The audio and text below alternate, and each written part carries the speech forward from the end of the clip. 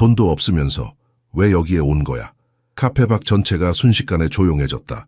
지배인은 문을 손가락으로 가리키고 있었고 낡은 제복을 입은 노인이 의자에 움츠린 채 앉아 있었다. 젊은 웨이트리스 민지는 그 노인이 돈이 부족하다는 걸 알아차리고 커피와 샌드위치를 무료로 내어드렸고 그게 용서할 수 없는 범죄가 되었다. 박 지배인님, 그분은 분명히 군 복무를 하셨고 민지가 말을 마치기도 전에 지배인의 손이 그녀가 들고 있던 쟁반을 내리쳤다. 쟁반은 떨어졌고 커피는 바닥에 쏟아졌다. 당장 해고야. 민지는 카페 유리창 너머로 구부러진 허리로 천천히 걸어나가는 노인을 바라봤다. 시간의 무게는 그의 등을 숙였지만 그 발걸음에는 지배인이 평생 이해하지 못할 조용한 위험이 있었다. 지배인이 보지 못한 건 그의 낡은 제복 소매의 발에 있었던 707 특수임무단의 엠블럼이었다. 하지만 곧 그는 알게 될 것이다. 707 특수임무단의 전우에는 결코 죽지 않는다는 것을, 어떤 맹세는 시간이 흘러도 절대 깨지지 않는다는 것을. 그리고 다음 날 아침 3명의 장군이 그 카페에 들어섰을 때 카페 박이라는 이름은 서울 전역에 걸쳐 완전히 다른 의미로 퍼지게 될 것이었다.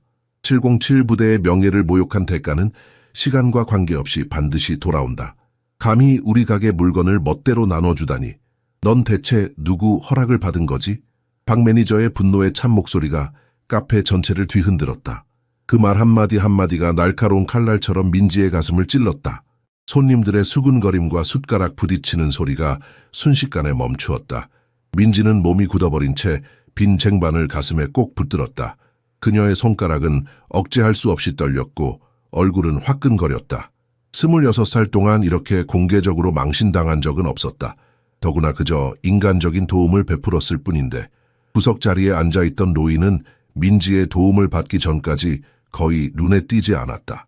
바랜 군복은 마치 오랜 세월의 무게를 그대로 품고 있는 것 같았고 그의 주름진 손은 테이블 위에 몇 안 되는 동전을 세며 무의식적으로 떨고 있었다. 하지만 그의 눈에는 민지가 놓치지 않은 무언가가 있었다. 깊은 바다처럼 어둡고 심오한 슬픔, 그리고 감춰진 존엄성. 선생님, 여기는 자선단체가 아니에요. 장사하는 곳이라고요. 박 매니저의 목소리가 더욱 높아졌다. 그는 문을 손가락으로 가리키며 노인을 향해 돌아섰다. 당신도 지불할 능력이 없으면 나가셔야 합니다. 카페 안의 공기가 얼어붙었다. 다른 테이블의 손님들은 불편한 침묵 속에서 고개를 숙이거나 휴대폰을 들여다보는 척했다. 아무도 개입하지 않았다. 아무도. 민지의 가슴 속에서 분노와 연민이 뒤섞였다. 그녀의 어머니는 항상 나이 든 사람을 공경하라고 가르쳤다. 이것은 단순한 예절이 아니라 한국인의 정신이었다. 박 선생님, 민지의 목소리가 생각보다 더 단단하게 나왔다. 이분은 분명히 참전 용사세요. 보세요, 그분의 당장 해고야. 박 매니저가 민지의 말을 자르며 씹어 뱉듯이 말했다. 그의 얼굴은 분노로 일그러졌고 관자놀이에 핏줄이 붉어졌다. 짐 챙겨서 당장 나가. 이런 행동이 용납될 수 있다고 생각했어? 그 순간 노인의 눈에서 무언가 번쩍였다. 민지는 그것을 놓치지 않았다. 순간적이었지만 그 흐릿한 눈동자 속에서 강철 같은 의지와 규율, 그리고 숨겨진 힘이 비쳤다. 다음 순간 그 빛은 나이와 고통의 무게에 다시 가려졌다. 민지는 주방으로 들어가 앞치마를 벗고 개인 소지품을 챙겼다. 손끝이 차가웠고 가슴은 무거웠다.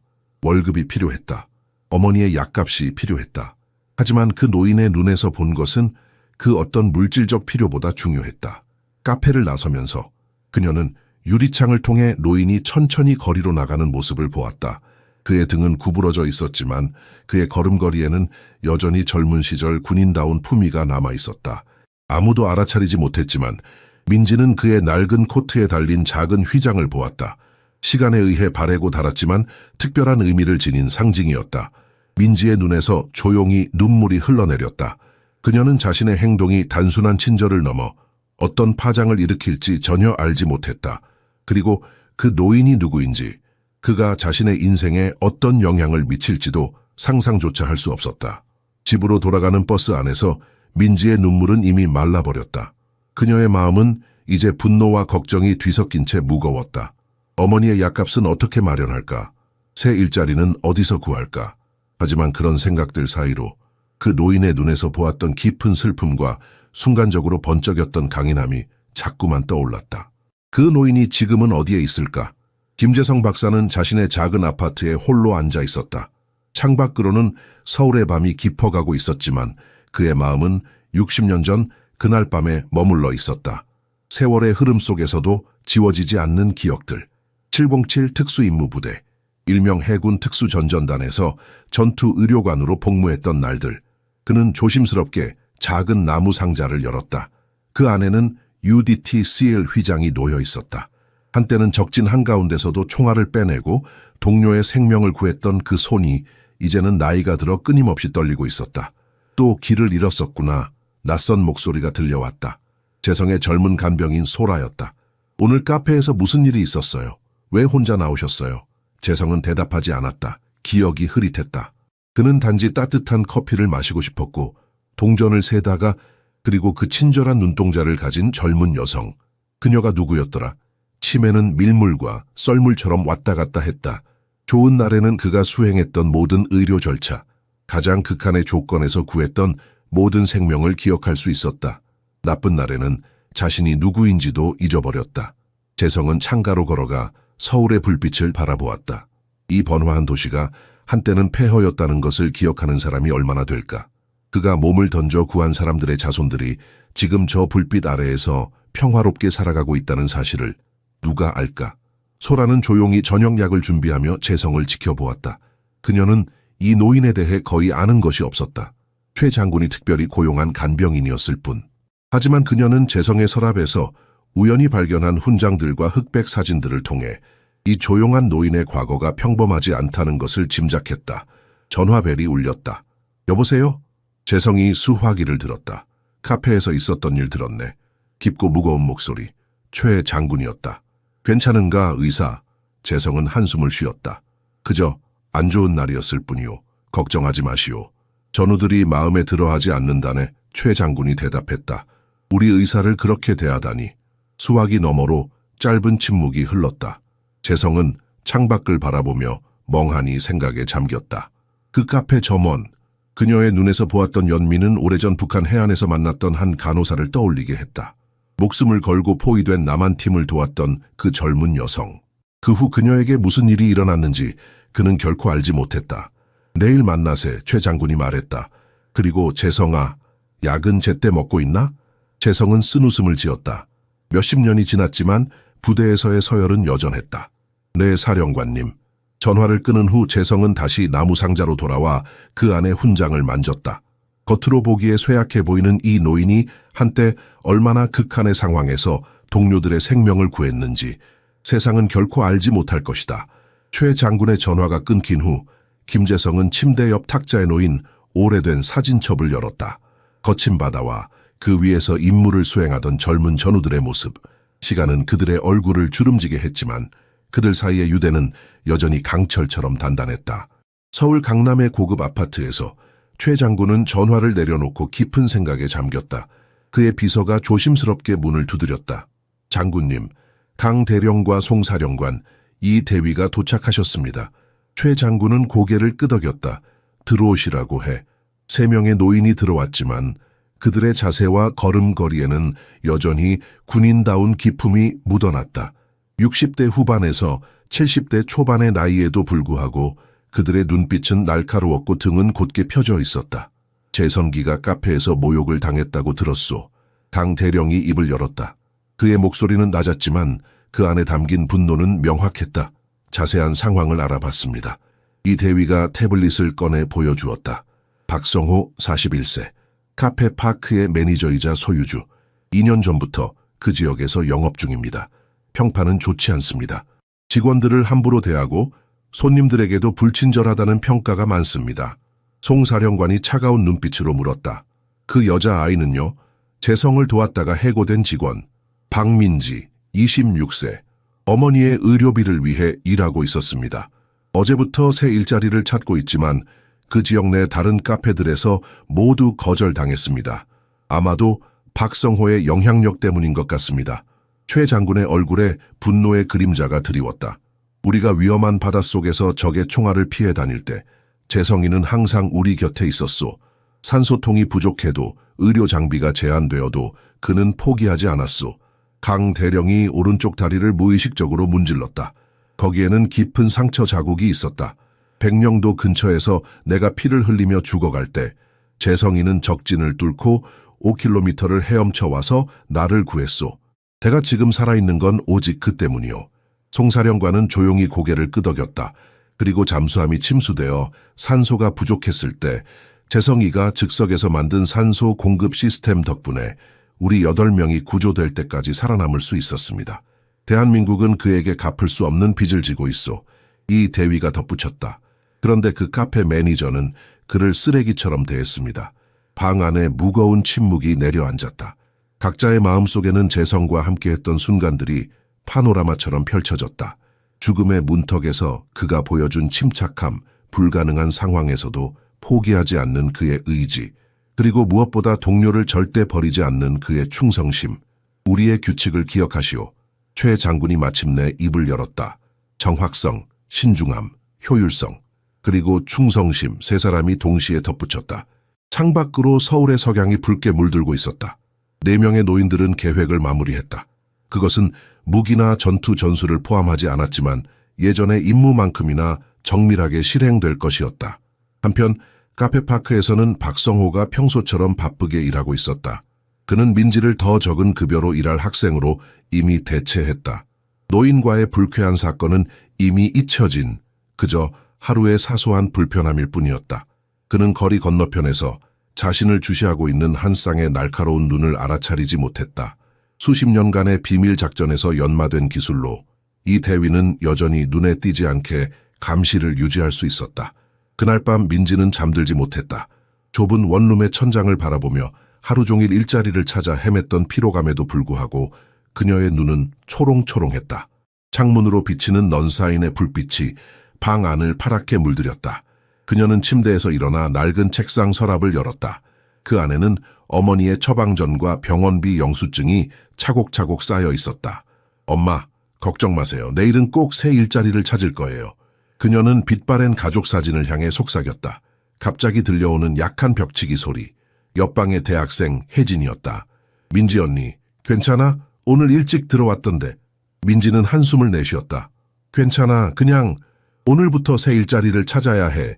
잠시 침묵이 흐른 뒤 혜진의 조심스러운 목소리가 다시 들려왔다. 혹시 돈 필요해? 민지의 눈시울이 뜨거워졌다. 자신보다 더 어려운 환경에서 학비를 벌며 공부하는 혜진이 이런 제안을 하다니. 고마워. 하지만 괜찮아. 내일부터 열심히 찾을 거야. 그녀는 다시 침대에 누웠지만 카페에서의 순간이 계속해서 떠올랐다. 그 노인의 눈에서 본 존엄성과 상처. 그녀가 어떻게 다르게 행동할 수 있었을까? 서울 강남의 고급 아파트 단지. 김재성은 또 다른 악몽에 시달리고 있었다. 그의 의식은 1979년 원산 북쪽 해안가로 돌아가 있었다. 모든 전력 차단, 소음 최소화, 적순찰대가 500m 앞에 있다. 누군가의 목소리가 귓가에 울렸다. 재성은 손전등 하나로 3명의 부상자를 치료하고 있었다. 한 명은 복부 관통상, 다른 한 명은 다리 절단, 마지막 한 명은 심각한 두부 외상. 그의 의료 가방은 이미 바닥이 나 있었고 통신은 두절된 상태였다. 지혈대를 조이고 흉부 부상의 우선순위를 두고 압력을 유지해. 그는 공허한 공기 속에서 의료 절차를 중얼거리며 손을 움직였다. 김 박사님, 소라가 조심스럽게 침실 문을 열었다. 괜찮으세요? 소리를 지르셨어요. 재성은 현실로 돌아왔다. 입에는 식은땀이 맺혀 있었다. 미안하네. 악몽을 꾸었나 보군. 소라는 조용히 방에 들어와 물 한 잔을 건넸다. 그녀는 최 장군에게 고용된 야간 간병인으로 재성의 과거에 대해 단편적인 이야기만 들어왔다. 하지만 그것만으로도 충분했다. 그의 손이 얼마나 많은 생명을 구했는지, 얼마나 극한의 상황에서 불가능한 수술을 해냈는지. 내일 약속 있으세요. 최 장군님께서 아침 9시에 차를 보내신대요. 재성은 고개를 끄덕였다.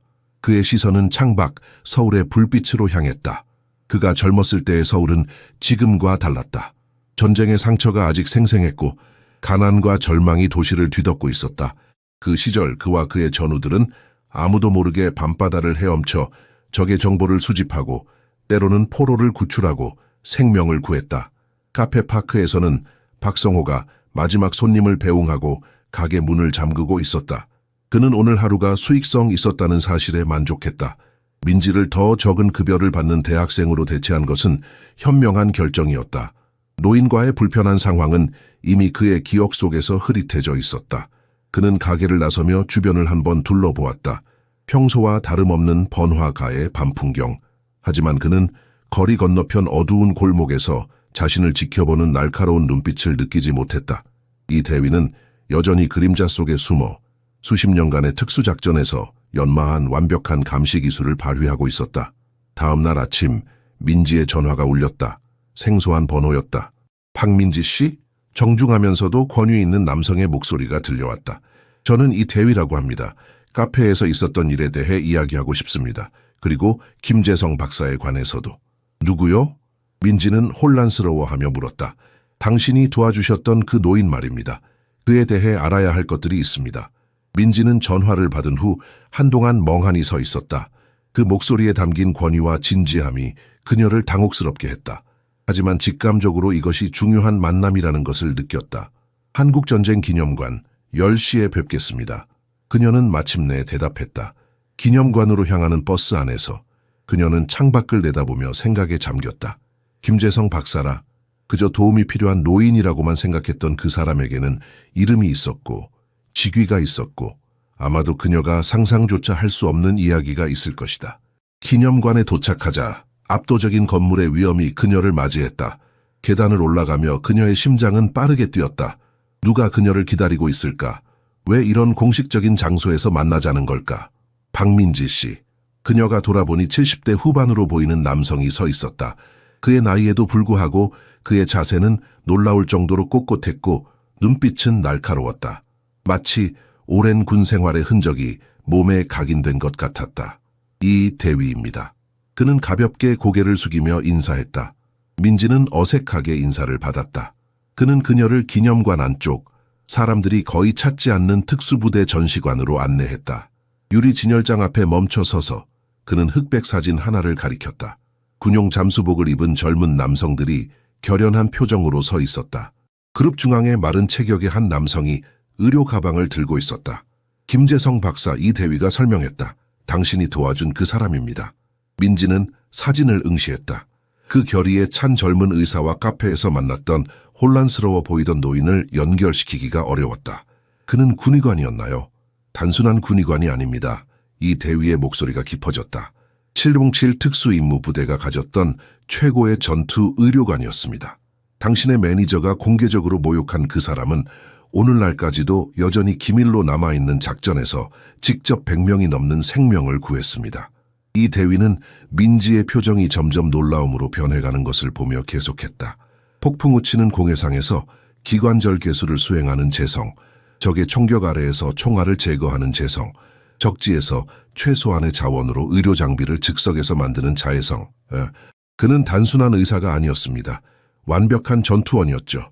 우리 대부분보다 더 깊이 잠수했고 더 오래 산소 없이 버텼으며 더 많은 고통을 견뎌냈습니다. 민지의 눈이 커졌다. 그런데 왜 그가 혼자 그 카페에 있었나요? 왜 아무도 그와 함께하지 않았나요? 이 대위의 표정이 어두워졌다. 그는 평생을 국가에 바쳤습니다. 결혼도 하지 않았고 가족도 없습니다. 치매가 시작됐을 때 우리가 돌보려 했지만 그는 자존심이 강한 사람입니다. 어느 정도의 독립성을 유지하기를 고집했죠. 한편 카페파크에서는 평범한 아침이 시작되고 있었다. 박성호는 주문이 늦어진다며 새 직원에게 소리를 지르고 있었다. 그때 카페 문이 열리고 3명의 노인 신사들이 들어왔다. 그들은 모두 완벽하게 다림질된 검은색 정장을 입고 있었고 카페의 중앙 테이블에 자리를 잡았다. 강 대령, 송 사령관, 그리고 최 장군.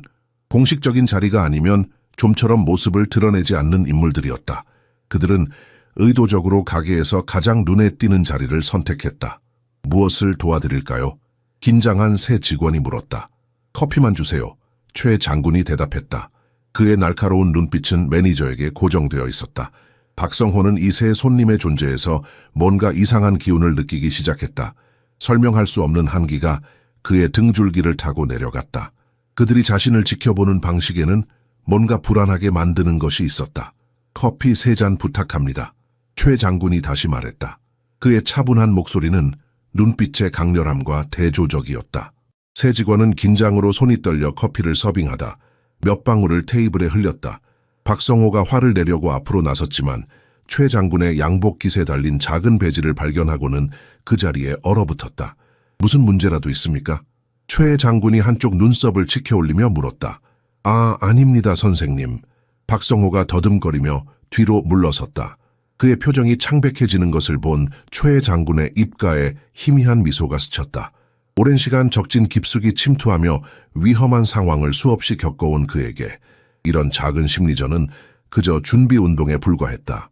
한국전쟁 기념관에서 민지는 이 대위의 설명에 완전히 매료되었다.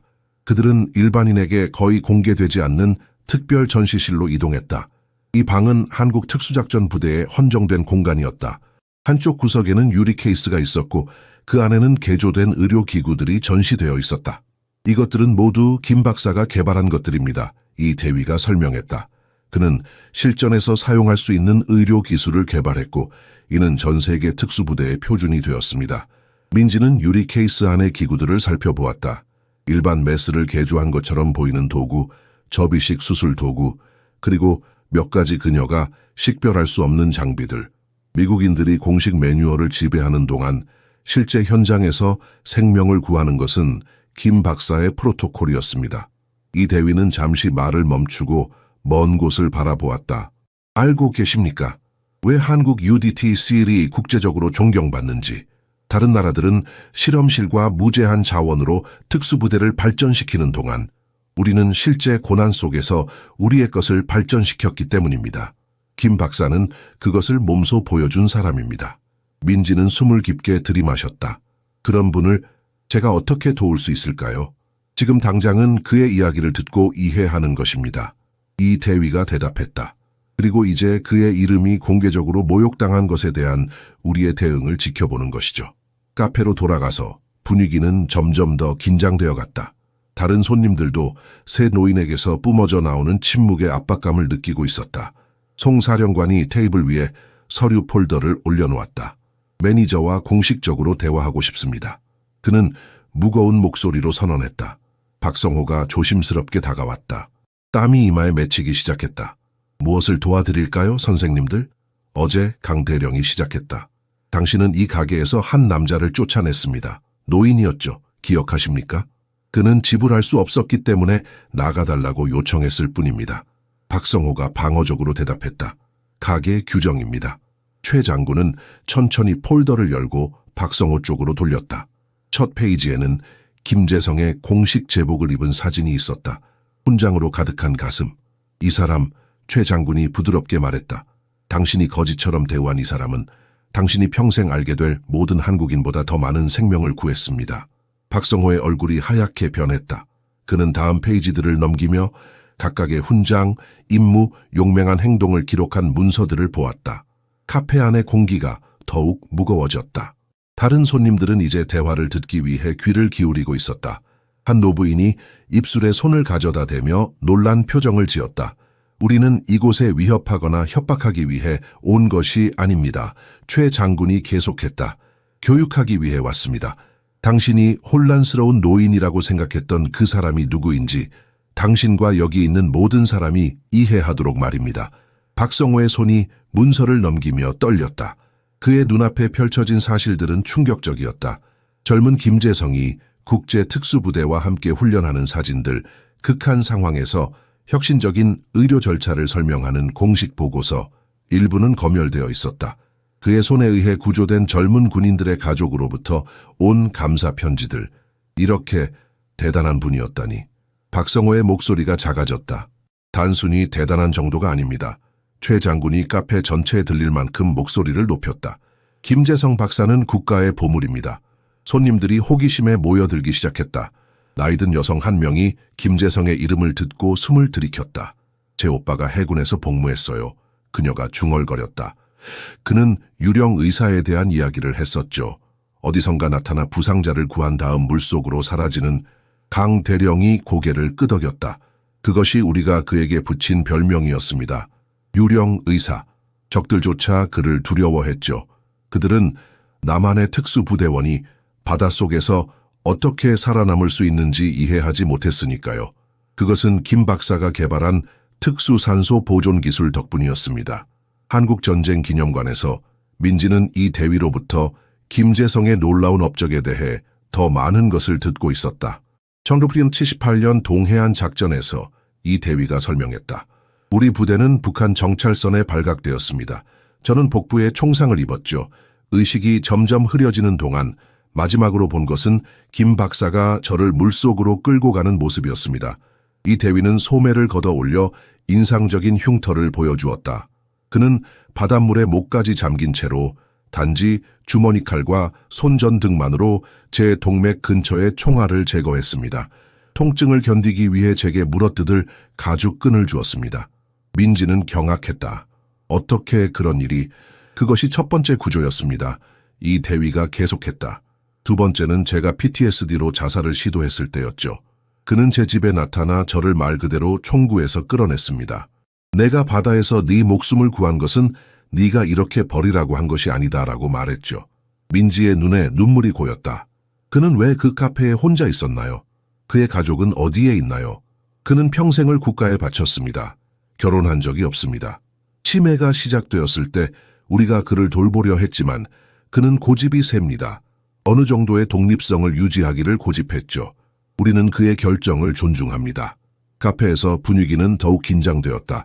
송사령관이 박성호가 사건을 가볍게 여기려 할 때 갑자기 일어났다. 당신은 복무의 의미를 이해한다고 생각합니까? 송사령관이 칼날 같은 목소리로 물었다. 적의 바다에서 72시간을 임시호흡 장치로 숨쉬며 정확한 탈출 시간을 기다리는 것이 어떤 것인지 아십니까? 또는 더 강한 빛이 적의 공격을 유도할 수 있기 때문에 이빨 사이에 손전등을 물고 수술을 하는 것이 어떤 것인지요. 카페 전체가 이제 완전한 침묵에 빠졌다. 모든 눈이 그 장면에 고정되어 있었다. 김 박사는 이 모든 것을 했고 그 이상을 했습니다. 송사령관이 결론지었다. 그리고 당신은 그를 쓰레기처럼 대했습니다. 박성호는 고개를 숙였다. 처음으로 진정한 수치심을 느꼈다. 그가 모욕했던 노인이 단순한 노인이 아니라 전설적인 영웅이었다는 사실이 그를 압도했다. 한 젊은 여성 손님이 자리에서 일어나 말했다. 저는 간호학생입니다. 저희 교과서에는 김재성 프로토콜이라는 응급처치법이 있어요. 그게 그분인가요? 최 장군이 고개를 끄덕였다. 바로 그 사람입니다. 카페파크의 손님들은 절대적인 침묵 속에서 지켜보았다. 강 대령이 지금까지 조용했다가 군 복무에서만 얻을 수 있는 위엄을 지니고 일어섰다. 1982년 침묵의 해일 작전에서 그는 낮지만 선명한 목소리로 시작했다. 우리 부대는 포위되었습니다. 5명이 심각하게 부상을 입었고 통신은 두절되었으며 의료물자는 거의 바닥났습니다. 박성호는 그 말의 무게에 압도되어 한 걸음 물러섰다. 김 박사는 자신의 셔츠를 붕대로 사용했고 응급수혈을 위해 자신의 피를 사용했습니다.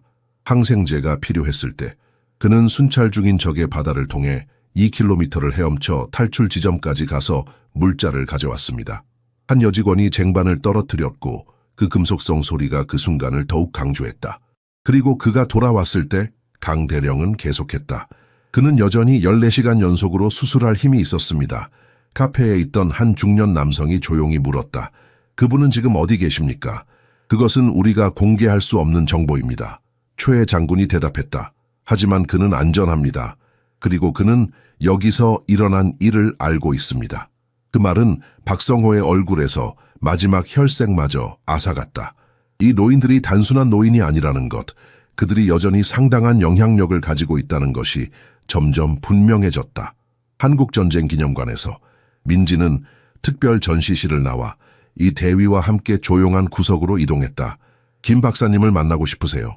이 대위가 갑자기 물었다. 민지는 놀라서 그를 바라보았다. 정말 그래도 될까요? 그는 당신을 만나고 싶어 합니다. 당신이 자신을 위해 일자리를 잃은 젊은 여성이라는 것을 알게 되었을 때 그는 매우 감동했습니다. 민지는 가슴이 뛰는 것을 느꼈다. 하지만 제가 뭐라고 해야 할지 모르겠어요. 그분은 너무 대단한 분이시고 저는 그냥 당신은 아무도 나서지 않았을 때 나섰습니다. 이 대위가 말했다. 그것이 김 박사가 항상 가치를 두었던 것입니다. 행동하는 용기. 한편 박성호는 카페를 빠져나와 골목에서 담배를 피우며 진정하려고 애썼다. 그의 손은 여전히 떨리고 있었다. 그는 단순히 상점 규칙을 시행했을 뿐이라고 스스로를 설득하려 했지만 내면 깊은 곳에서는 자신이 한 행동에 부끄러움을 느끼기 시작했다. 그가 카페로 돌아왔을 때 세 노인은 이미 떠났지만 그들의 존재감은 여전히 공간을 가득 채우고 있었다. 테이블 위에는 봉투 하나가 놓여 있었다. 그 안에는 작은 카드가 있었다. 7보범7 특수임무부대 의료관 김재성 박사 예비역, 남해작전, 동해작전, 백령도 구출작전, 대한민국 최고 훈장 수여자, 그리고 그 아래에는 송을시로 적힌 메모가 있었다. 명예는 잊혀지지 않는다. 박성호는 카드를 내려놓고 창밖을 바라보았다. 거리에는 평소와 같이 사람들이 분주히 오가고 있었지만 이제 그의 세계는 영원히 변해버린 것 같았다. 민지는 이 대위와 함께 병원으로 향하는 차 안에 앉아 있었다. 그녀의 마음은 혼란스러웠다. 오늘 아침만 해도 그녀는 일자리를 찾아 헤매는 실직자였다. 이제 그녀는 살아있는 전설을 만나러 가는 중이었다. 그를 볼 때 놀라지 마세요. 이 대위가 조용히 경고했다. 그는 좋은 날과 나쁜 날이 있습니다. 오늘은 상대적으로 좋은 날입니다만 그는 여전히 노인입니다. 차가 서울의 한 조용한 주택가로 들어섰다. 작은 아파트 단지 앞에 멈추었다. 이 대위는 민지에게 문을 열어주었다. 준비되셨습니까? 민지는 심호흡을 하고 고개를 끄덕였다. 그녀는 자신이 이 만남을 통해 인생이 바뀔 것이라는 것을 어떻게든 알고 있었다. 사흘 후 카페파크는 거의 텅 비어 있었다. 한 손님이 몰래 촬영한 영상이 온라인에 퍼졌다. 그 영상에는 김재성 박사가 모욕당하는 장면과 민지가 해고되는 장면, 그리고 군 엘리트 노장들과의 대면이 모두 담겨 있었다. 박성호는 빈 테이블 사이를 불안하게 왔다 갔다 했다. 모든 예약이 취소되었다. 단골 손님들은 사라졌다. 전화는 오직 취재를 원하는 기자들의 연락뿐이었다. 일시적인 거야. 그는 스스로에게 중얼거렸다. 곧 잊혀질 거야. 하지만 그는 한국 사회가 진정한 영웅들에 대해 갖는 깊은 경외심을 과소평가했다. 국가에 대한 봉사가 신성시되는 문화에서 전설적인 707부대 대원에 대한 모욕은 용서받을 수 없는 일이었다. 그는 새로 나온 신문을 집어들었다. 세면의 작은 기사가 눈에 띄었다. 국가영웅 김재성 박사, 카페에서 부당한 대우받아. 기사는 간결했지만 박성호의 이름과 카페 이름을 명확히 언급했다. 그는 신문을 내려놓고 창밖을 바라보았다. 평소 같으면 사람들로 붐벼야 할 점심시간에 카페 앞은 텅 비어 있었다. 한편 민지는 전혀 예상치 못한 상황에 놓여 있었다. 이 대위의 안내로 드디어 김재성 박사의 아파트에 도착했다. 그녀는 떨리는 손으로 초인종을 눌렀다. 문이 열리고 70대 후반의 노인이 그녀를 맞이했다. 깔끔한 셔츠와 바지를 입은 그는 카페에서 본 혼란스러운 모습과는 달랐다. 오늘은 좋은 날이었다. 그의 눈은 선명하고 집중되어 있었다. 박민지 씨, 그가 따뜻한 미소로 인사했다. 들어오세요. 아파트는 소박했지만 깔끔했다. 벽에는 흑백 사진들이 걸려 있었고 책장에는 의학 서적과 군사 역사책이 가득했다. 창께는 작은 화분들이 줄지어 있었다. 차 한잔 하시겠어요? 재성이 물었다. 네, 감사합니다. 민지가 긴장한 목소리로 대답했다. 그들이 거실에 앉았을 때 민지는 그의 손을 보았다. 나이로 인해 떨리고 있었지만 그 손가락에는 여전히 외과 의사 특유의 길고 정교한 형태가 남아 있었다. 당신을 기억합니다. 재성이 차를 따르며 말했다. 당신의 친절함이 우리가 왜 싸웠는지 다시 생각나게 했어요. 민지의 눈에 눈물이 고였다. 저는 아무것도 하지 않았어요, 박사님. 아무것도 하지 않은 것이 바로 문제입니다, 민지 씨. 재성이 대답했다. 세상에 많은 사람들이 아무것도 하지 않기를 선택합니다. 당신은 달랐어요. 도시의 다른 한편에서는 특수부대 참전용사협회가 긴급 회의를 열고 있었다. 수십 명의 전직 엘리트 부대원들이 모였다. 이제 그들은 영향력 있는 사업가, 저명한 변호사, 존경받는 정치인들이 되어 있었다. 이것은 고립된 사건이 아닙니다. 한 전직 지휘관이 주장했다. 우리 사회가 어떻게 자신의 기둥을 잊어가고 있는지 보여주는 증상입니다. 회의실 스크린에는 김재성의 젊은 시절 사진과 그의 업적 목록이 표시되어 있었다. 사람들은 그의 이야기를 들으며 고개를 끄덕였다. 오후가 끝날 무렵 공식 성명이 발표되었다. 협회는 카페파크와 그 소유주와 관련된 모든 사업에 대한 불매운동을 촉구했다. 박성호는 절망감이 커지면서 그 소식을 받았다. 주요 커피 공급업체가 계약을 취소했다. 건물 주인은 임대 조건을 재고려하겠다며 전화를 걸어왔다. 밤이 찾아올 때 한때 붐비던 카페에는 단 2테이블만이 채워져 있었다. 그중 하나에는 강 대령이 조용히 앉아 메모를 하고 있었다. 마치 수십 년 전 수많은 정찰 임무에서 그랬던 것처럼 카페파크의 몰락은 군사작전보다 더 신속했다. 일주일 만에 한때 문 앞에 줄을 서던 가게는 이제 리모델링 중이라는 슬픈 간판을 내걸었다. 시간을 벌기 위한 박성호의 절박한 시도였다. 그의 핸드폰은 멈추지 않고 울렸다. 공급업체들의 계약 취소 통보, 직원들의 사직서, 기자들의 인터뷰 요청. 그는 마지막으로 걸려온 전화를 받았다. 박성호 씨, 은행 대출 담당자입니다. 카페 담보 대출과 관련해서 박성호는 전화를 끊고 얼굴을 손에 묻었다. 그가 쌓아온 모든 것이 무너지고 있었다. 한편 민지는 놀라운 조류의 변화를 경험하고 있었다. 김재성 박사와의 만남 이후 최 장군은 그녀를 새로 만들어진 특수참전용사 지원 프로그램의 직책에 초대했다. 당신은 우리가 찾는 종류의 본능적인 연민을 보여주었습니다. 최 장군이 설명했다. 다른 사람들이 혼란스러운 노인만 보았을 때 당신은 김 박사의 가치를 볼 수 있었습니다. 민지는 사무실 책상에 앉아 김재성과의 첫 만남을 회상했다. 그와의 대화는 그녀에게 깊은 인상을 남겼다. 전쟁은 단순히 무기로 하는 것이 아닙니다. 그가 말했다. 때로는 가장 강력한 무기가 인간성을 지키는 것이죠. 그녀의 새로운 역할에서 민지는 상상도 못했던 세계를 발견했다. 역사책에도 나오지 않은 용기의 이야기들, 수십 년이 지나도 여전히 기밀로 남아있는 인물들, 그림자 속에서 한국의 현대사를 만들어 온 사람들. 민지의 책상 위에는 첫 번째 프로젝트 파일이 놓여 있었다. 잊혀진 영웅들 찾기. 은퇴한 특수부대원들 중 어려움을 겪고 있는 이들을 식별하고 지원하는 프로그램이었다. 박성호는 마지막 노력을 시도했다. 그는 김재성에게 사과 편지를 보내며 평생 무료 커피를 제안했다. 대답은 김 박사가 아닌 최 장군의 사무실에서 왔다. 공식 용지에 타이핑된 단 한 문장.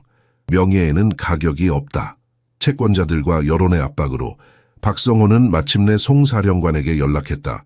그의 목소리는 수치심과 절망으로 가득했다. 이것을 어떻게 바로잡을 수 있을까요? 그가 물었다. 송 사령관은 오랫동안 그를 관찰했다. 당신은 정말로 무엇을 잘못했는지 이해하고 싶습니까? 아니면 그저 당신의 사업을 구하고 싶은 것뿐입니까? 그 질문은 박성호에게 총알처럼 날아왔다. 처음으로 그는 재정적 영향을 넘어 상황을 고려했다. 그토록 많은 것을 희생한 사람을 존중하지 않는 것은 무엇을 의미하는가? 그것은 그가 어떤 사람인지에 대해 무엇을 말하는가? 이해하고 싶습니다. 그는 마침내 대답했고 자신의 진심에 스스로도 놀랐다. 송 사령관은 천천히 고개를 끄덕였다. 그렇다면 당신이 모욕한 사람을 알아가는 것부터 시작하세요. 다음 날 민지는 사무실 회의에서 놀라운 제안을 받았다. 카페파크가 문을 닫았다고 들었습니다. 최 장군이 말했다. 우리는 그 공간을 인수할 의향이 있습니다. 그리고 당신이 운영 책임자가 되었으면 합니다. 민지는 놀라서 말을 잇지 못했다. 저요? 하지만 저는 그저 직원이었을 뿐인데요. 때로는 가장 단순한 행동이 가장 깊은 영향을 미칩니다. 최 장군이 미소 지었다. 당신은 특별한 종류의 용기를 보여주었습니다. 우리가 바로 그런 사람을 찾고 있었죠. 도시 반대편에서 박성호는 자신이 결코 예상치 못한 방식으로 삶이 변화하는 것을 경험하고 있었다. 송 사령관의 제안에 따라 그는 한국전쟁 기념관의 특수부대 섹션에서 자원봉사를 시작했다. 처음에는 단지 자신의 사업을 구하기 위한 수단으로 시작했지만 그 날들이 지나면서 그는 자신이 한 번도 알지 못했던 역사와 희생의 이야기에 점점 더 매료되었다. 왜 이런 이야기들은 학교에서 배우지 않는 거죠? 그는 어느 날 박물관 큐레이터에게 물었다. 일부는 여전히 기밀이기 때문입니다. 큐레이터가 대답했다. 그리고 일부는 영웅들이 스스로 말하기를 원치 않기 때문이죠.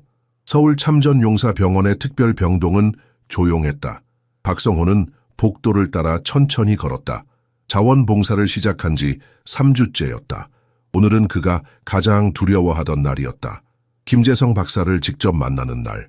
최근의 스트레스로 인해 작은 뇌졸중을 앓은 김재성은 병실에 입원해 있었다. 박성호는 병실 문 앞에서 주저했다. 그의 두려움은 침대에 누워있는 노인의 연약함 때문이 아니라 그 연약함이 숨기고 있는 위대함 때문이었다. 들어가도 될까요? 박성호는 평소의 오만함이 완전히 사라진 채 물었다. 김재성은 침대에서 방문객을 바라보았다. 극한의 상황에서 수년간 부상자들을 치료해온 경험은 그에게 인간의 연약함에 대한 독특한 관점을 주었다. 물론이죠. 그는 간단히 대답했다. 박성호는 침대 옆 의자에 앉았다. 그는 손에 작은 선물 상자를 들고 있었다. 이것을 드리려고 왔습니다. 그가 상자를 건네며 말했다. 제 할아버지의 것이었습니다. 그는 한국전쟁에서 해병으로 복무했습니다. 김재성은 천천히 상자를 열었다. 그 안에는 오래된 해병대 기장이 있었다. 할아버지는 항상 나를 구한 의사에 대해 이야기하셨습니다. 박성호가 계속했다. 인천 상륙작전 중에 부상을 입으셨는데 바다에서 나타난 젊은 의무병이 그를 구했다고요. 그것이 박사님이었는지는 알 수 없지만 김재성은 기장을 바라보며 미소를 지었다. 가능성은 낮습니다. 그때 저는 너무 어렸으니까요. 하지만 우리 모두는 같은 임무를 수행했을 뿐입니다. 대화는 어색하게 시작되었지만 곧 박성호는 김재성의 이야기에 매료되었다. 단순히 전투 속 영웅담이 아니라 불가능한 상황에서도 보여준 연민의 이야기들. 김재성은 한 번은 체포된 적군 병사를 치료했던 일을 이야기했다. 상관의 명령이 그와 반대되는 것이었음에도 의학은 편을 가리지 않습니다. 김재성이 설명했다. 오직 구해야 할 생명만 있을 뿐이죠. 창가에서 햇빛이 김재성의 침대 위로 따스하게 비쳤다. 그는 자신의 손을 들어 올려 빛에 비추어 보았다. 이 손들이 한때는 완벽하게 멈추지 않고 작동했습니다. 지금은 그는 미세하게 떨리는 손가락을 바라보았다. 그 손은 제 할아버지를 포함해 수백 명의 생명을 구했습니다. 박성호가 진심으로 말했다. 그 손에 영광이 있습니다.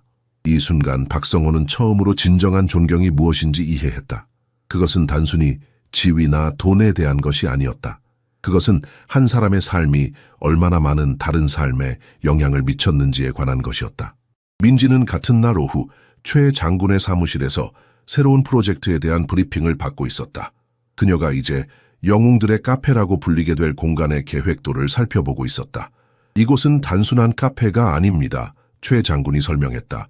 참전 용사들이 만날 수 있는 장소, 그들의 이야기가 보존될 수 있는 공간, 그리고 젊은 세대가 그들에게서 배울 수 있는 다리가 될 것입니다. 민지는 벽면에 걸린 사진들을 살펴보았다. 젊은 시절의 김재성과 그의 전우들. 그녀는 그들의 표정에서 결의와 희생, 그리고 무엇보다 서로에 대한 깊은 충성심을 볼 수 있었다. 이해가 잘 안 돼요. 그녀가 말했다. 왜 저에게 이런 중요한 일을 맡기시는 건가요? 저는 그저 단 한 번의 행동으로도 사람의 본질이 드러납니다. 최 장군이 대답했다. 당신은 옳은 일을 하기 위해 자신의 직업을 걸었습니다. 그런 사람이 바로 우리가 필요로 하는 사람입니다. 병원에서 김재성은 박성회에게 자신의 마지막 임무에 대해 이야기하고 있었다. 1989년 그가 은퇴하기 직전의 일이었다. 북한 과학자 한 명이 망명을 원했습니다. 그는 중요한 정보를 가지고 있었죠. 하지만 그는 심각한 심장 질환을 앓고 있었습니다. 박성호는 숨을 죽이고 들었다. 우리는 그를 데리러 가야 했습니다. 바다를 통해서요. 하지만 그의 상태로는 그런 여정을 견딜 수 없었죠. 그래서 어떻게 하셨나요? 박성호가 물었다. 김재성의 눈이 반짝였다. 우리는 바다 한가운데서 심장 수술을 했습니다. 조명은 단 하나의 전등, 수술대는 잠수함의 테이블이었죠. 박성호는 경외감에 사로잡혔다. 자신이 모욕했던 노인의 놀라운 과거에 대해 더 알게 될수록 그의 부끄러움은 더 깊어졌다. 3달 후 오래된 카페 파크의 위치에 새로운 간판이 걸렸다. 영웅들의 카페라는 금빛 글씨가 아침 햇살에 반짝였다. 민지는 가슴이 뛰는 것을 느끼며 유리문 앞에 서 있었다. 그녀의 손에는 열쇠가 쥐어져 있었다. 준비됐나요? 최 장군이 그녀 옆에 서서 물었다. 민지는 심호흡을 하고 고개를 끄덕였다. 이 순간을 위해 그녀는 밤낮으로 준비해왔다. 설계도를 검토하고 메뉴를 기획하고 직원들을 면접했다. 모든 세부 사항은 그녀의 손길이 닿았다. 문이 열리고 그들은 완전히 변모한 공간으로 들어섰다. 더 이상 평범한 카페가 아니었다. 벽면에는 역사적인 군사 작전의 사진들이 걸려 있었고 특히 707 특수임무부대의 활약상이 줄을 이루었다. 한쪽 구석은 전적으로 전투 의학에 헌정되어 있었으며 김재성 박사의 혁신을 강조했다. 완벽합니다. 최 장군이 주변을 둘러보며 말했다. 가장 눈에 띄는 변화는 분위기였다. 이전의 차갑고 상업적인 환경 대신 이곳은 따뜻함과 존경심을 불러일으켰다.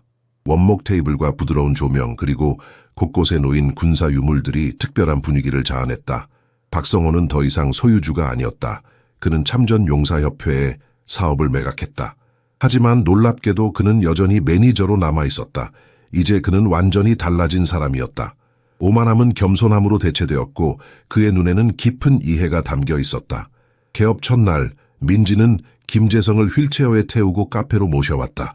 뇌졸중 이후 육체적으로는 더 약해졌지만 그의 눈은 여전히 적의 포화 속에서도 수술을 감독했던 그 예리한 눈이었다.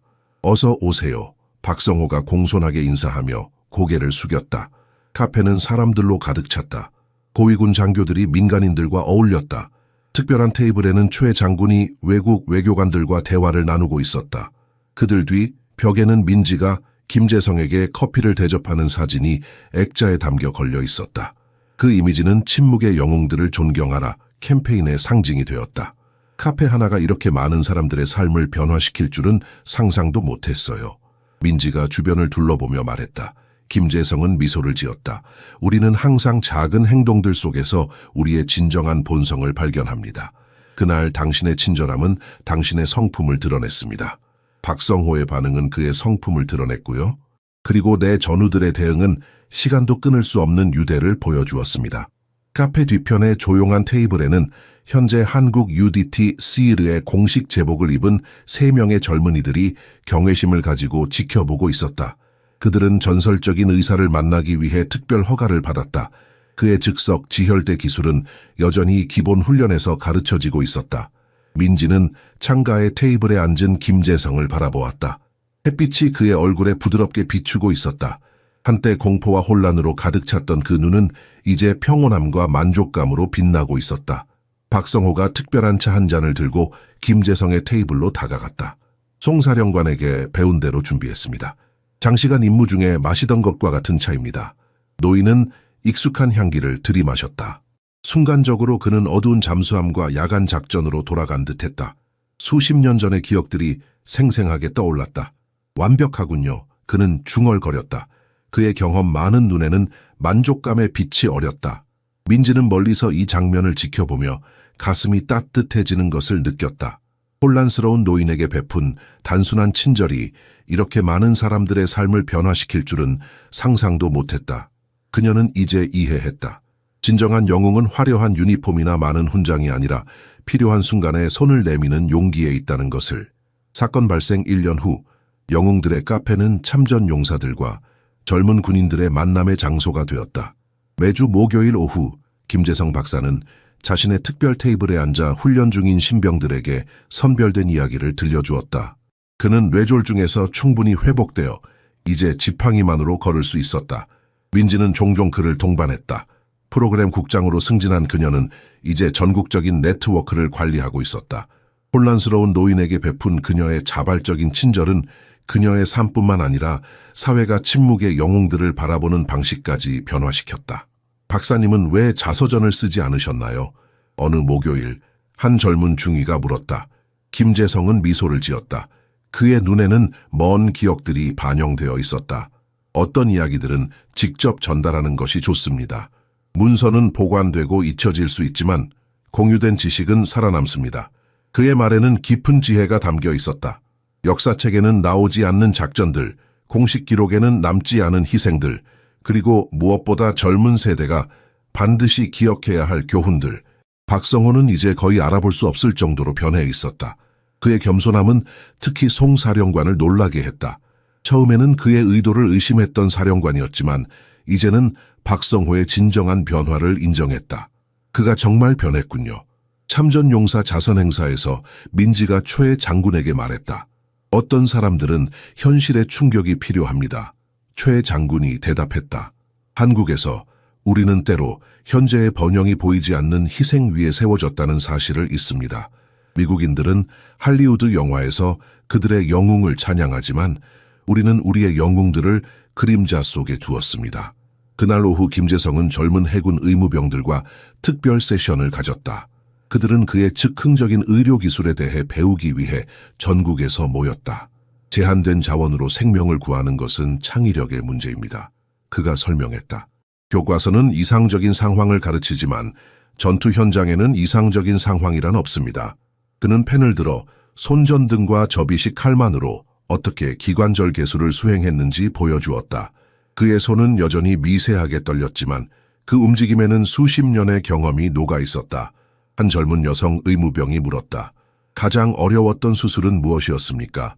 김재성은 잠시 생각에 잠겼다. 수많은 기억들이 그의 마음속을 스쳐 지나갔다. 육체적으로 가장 어려웠던 것은 아마도 1984년 동해안에서의 수술이었을 겁니다. 적 영하의 안에서 파도가 치는 작은 보트 위에서 복부 수술을 해야 했죠. 그는 잠시 말을 멈추었다. 하지만 정신적으로 가장 어려웠던 것은 내가 구할 수 없었던 사람들입니다. 방 안에 무거운 침묵이 내려앉았다. 모든 의사가 알지만 거의 말하지 않는 진실이었다. 그날 저녁 영웅들의 카페에는 특별한 행사가 열렸다. 김재성의 80번째 생일을 축하하는 조용한 모임이었다. 참전 용사들과 현역 군인들, 의료계 인사들이 모였다.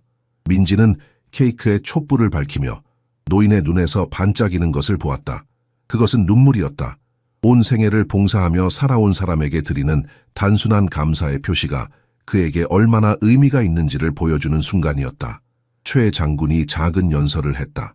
김재성 박사는 우리에게 가장 중요한 교훈을 가르쳐 주었습니다.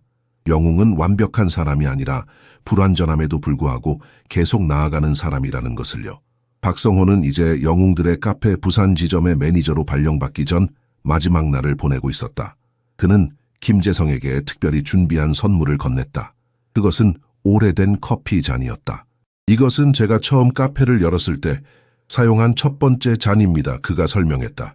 이제 이것은 새로운 시작을 상징합니다. 김재성은 잔을 받아들고 빛에 비춰보았다. 가끔은 우리가 깨진 것처럼 보이는 것들이 가장 아름다운 이야기를 담고 있지요. 대통령 관저에서 열린 조용한 의식에서 김재성 박사는 대한민국 최고의 민간인 연계를 수여받았다. 그의 공로는 전투 의사로서뿐만 아니라 세대 간의 다리 역할을 한 것에도 있었다. 그의 이야기는 참전용사처우에 대한 전국적인 재평가를 불러일으켰다. 민지는 내빈들 사이에 앉아 있었다. 지난 2년간의 여정이 믿기지 않았다. 해고된 카페 직원에서 이제는 전국적인 프로그램의 책임자가 되었다. 프로그램은 수백 명의 은퇴한 특수부대원들을 열악한 환경에서 찾아내어 지원했다. 이 영광은 저만을 위한 것이 아닙니다. 김재성이 연설에서 말했다. 그의 목소리는 나이에도 불구하고 단호했다. 이것은 그림자 속에서 봉사했던 모든 이들, 결코 영광을 구하지 않고 오직 국가에 대한 의무를 다했던 모든 이들을 위한 것입니다. 그의 눈이 객석의 민지를 찾았다. 그리고 아무도 지켜보지 않을 때도 친절함을 보여줄 용기가 있는 이들을 위한 것입니다. 의식이 끝난 후 최 장군이 민지에게 봉투를 건넸다. 프로그램을 위한 익명의 기부금입니다. 그가 설명했다. 김 박사의 이야기를 들은 미국인 후원자로부터 온 것입니다. 첨부된 편지는 미국 특수작전사령부의 공식 용지에 작성되어 있었다. 그것은 조용한 영웅들을 존중하는 한국의 접근 방식에 대한 존경을 표현했다. 우리가 할리우드 영화에서 특수부대를 찬양하는 동안 여러분은 특수임무의 진정한 핵심을 형성하는 필수적인 가치를 키웠습니다. 그날 저녁 원래의 영웅들의 카페에서는 김재성의 옛 부대원들을 위한 비공개 모임이 열렸다. 시간이 흘러 나이 들었지만 그들의 눈에는 여전히 젊은 시절의 규율과 결의가 빛나고 있었다. 민지는 그들이 낮은 목소리로 이야기를 나누고 때로는 오직 그들만이 완전히 이해할 수 있는 기억들에 웃음을 터뜨리는 모습을 멀리서 지켜보았다. 김재성은 옛 전우들에게 둘러싸여 젊어진 듯했다. 한때 그를 괴롭혔던 치매는 안정되었다. 의사들은 이를 목적의식의 회복과 정기적인 사회적 교류 덕분이라고 설명했다. 그는 수많은 생명을 구했습니다. 이 대위가 민지 옆에서 말했다. 하지만 어떤 의미에서는 당신이 그의 생명을 구했습니다. 저는 그저 누구나 했을 일을 했을 뿐입니다. 민지가 겸손하게 대답했다. 아닙니다. 이 대위가 정정했다. 당신은 진정한 한국인만이 할 수 있는 일을 했습니다. 우리 민족은 최고의 순간에 나이를 존중하고 희생을 기리고 본능적인 연민을 보여줍니다. 당신은 우리의 가장 좋은 면을 대표했습니다. 밤이 깊어갈 무렵 김재성이 지팡이의 도움을 받아 일어섰다. 방 안이 조용해졌다. 우리가 가장 깊고 어두운 바다에 잠수할 때 그가 말을 시작했다. 우리를 살아있게 한 것은 장비나 훈련만이 아니었습니다. 그것은 우리 중 누구도 뒤에 남겨지지 않을 것이라는 절대적인 확신이었습니다. 모든 생명이 중요하다는 확신이었습니다. 그의 시선이 방 안을 둘러보다가 마침내 민지에게 머물렀다. 이 원칙은 특수부대에만 속한 것이 아닙니다. 이것은 국가로서 우리 모두에게 속한 것입니다. 우리가 노인들, 참전용사들, 취약한 이들을 어떻게 대우하는지가 우리가 진정 누구인지를 정의합니다. 민지는 모두가 존경의 뜻으로 일어섰을 때 눈물이 고였다. 혼란스러운 노인에게 베푼 그 단순한 순간이 그녀 자신보다 훨씬 더 큰 무언가를 촉발시켰다. 다음 날 아침 서울의 새벽빛이 영웅들의 카페 창문을 통해 스며들었다. 민지는 일찍 도착해 카페를 준비했다. 첫 손님은 친숙한 얼굴이었다. 좋은 아침입니다, 박사님. 그녀가 미소 지으며 김재성을 맞이했다. 노인은 그의 평소 자리에 앉았다. 오늘은 특별한 날이었다. 현재 UDT SEAL 의무병들이 그와의 특별 멘토링 세션을 위해 오기로 되어 있었다.